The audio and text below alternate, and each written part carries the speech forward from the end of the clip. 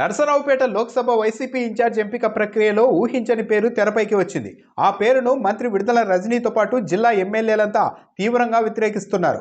అసలు ఆ పేరు తెరపైకి రావడం వెనుక ఏం జరిగిందన్న దానిపైన వైసీపీలో చర్చ నడుస్తోంది.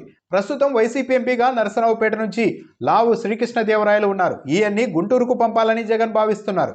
అందుకు ఆయన సుముఖంగా లేరు. నరసరావుపేట ఎంపీ స్థానాన్ని బీసీలకు కేటాయించాలన్నది జగన్ భావన. ఈ మేరకు జిల్లా ఎమ్మెల్యేలకు సమాచారం ఇచ్చారు. దీనిపై చర్చించేందుకు సీఎంఓకు మంత్రి విడుదల రజనీతో పాటు ఎమ్మెల్యేలు పిన్నెల్లి రామకృష్ణారెడ్డి, గోపిరెడ్డి శ్రీనివాసరెడ్డి, కాసు మహేష్తో పాటు తదితరులు వెళ్లారు. వారితో సమావేశంలో జగన్మోహన్ రెడ్డి నరసరావుపేట లోక్సభ ఇన్ఛార్జిగా నాగార్జున యాదవ్ని నియమించాలనుకుంటున్నట్లు ఎమ్మెల్యేలకు వివరించారు. దాంతో వారంతా కంగు తిన్నారు. ఏ నాగార్జున యాదవ్ అన్నట్టుగా ముఖాలు పెట్టారు. వైసీపీ అధికార ప్రతినిధిగా ఉన్న నాగార్జున యాదవ్ అని తెలుసుకొని ఆ తర్వాత తీవ్రంగా వ్యతిరేకించారు. ప్రజలతో ఏమాత్రం సంబంధం లేని వ్యక్తి, పార్టీ పేరు చెప్పుకుంటూ బయట పైరవీలు చేసుకుంటున్న వ్యక్తిని ఏకంగా ఎంపీ అభ్యర్థిగా నిలబెట్టడం ఏంటని సీఎం వద్దనే వారు అభ్యంతరం తెలిపారు. అసలు అతడు పార్టీ పేరుతో బయట ఏ పనులు చేస్తున్నారో మీకు తెలుసా అన్నా అంటూ అతడి వ్యవహారాలన్నింటినీ ముఖ్యమంత్రి జగన్కు వివరించారు. దాంతో నాగార్జున యాదవ్ బయట ఇలాంటి పనులు చేస్తున్నాడా అంటూ ఒకంత సీఎం జగన్ ఆశ్చర్యపోయారు.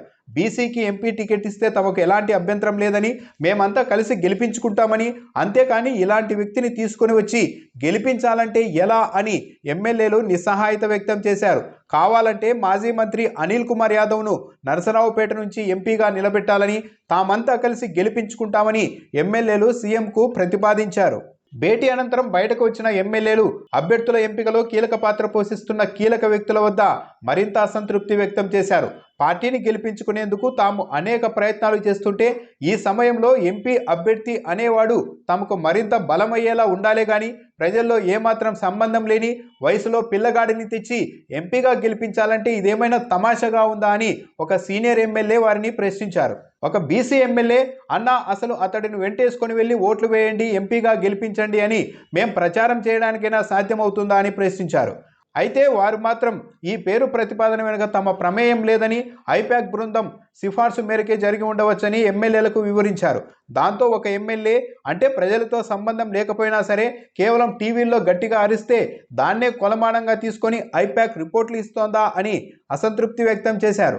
బీసీలకు ఇవ్వాలనుకున్నా, అందులోనూ యాదవులకే ఇవ్వాలనుకున్నా చాలామంది పేర్లను తాము సూచించగలమని, అవేవి పట్టించుకోకుండా ఇక్కడ కూర్చొని రిపోర్ట్లు తయారు చేసి అభ్యర్థుల్ని ప్రకటిస్తామంటే ఎలా అని ప్రశ్నించారు. తాము చెప్పాల్సింది చెబుతున్నాం, అయినా సరే అతడికే మీరు అభ్యర్థిగా నిలబెడితే ఆ తర్వాత గెలుపోటములకు తమను బాధ్యుల్ని చేయవద్దు అని సీఎంఓలో ఎమ్మెల్యేలు స్పష్టం చేశారు.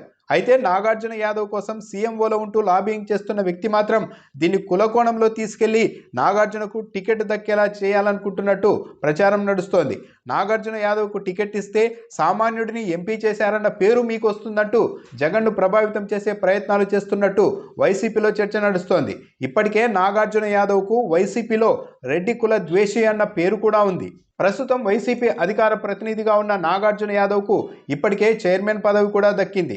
వైసీపీ మీటింగుల్లో ప్రసంగించే అవకాశం సీనియర్లకు రాకపోయినా నాగార్జున యాదవ్కు మాత్రం దక్కుతూ ఉంటుంది.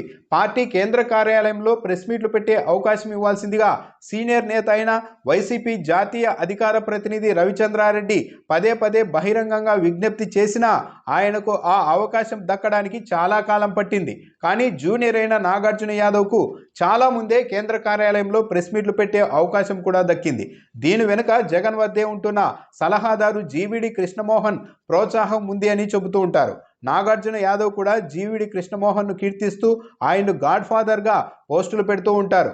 ఐపాక్ చెప్పిందని నాగార్జున యాదవ్ను ఏకంగా ఎంపీ అభ్యర్థిగా నిలబెట్టాలన్న ఆలోచన చూసిన తర్వాత మిగిలిన నియోజకవర్గాల్లోనూ ఐపాక్ ఇలాంటి నివేదికలే ఇస్తోందా అని గుంటూరు జిల్లా వైసీపీ నేతలు చర్చించుకుంటున్నారు.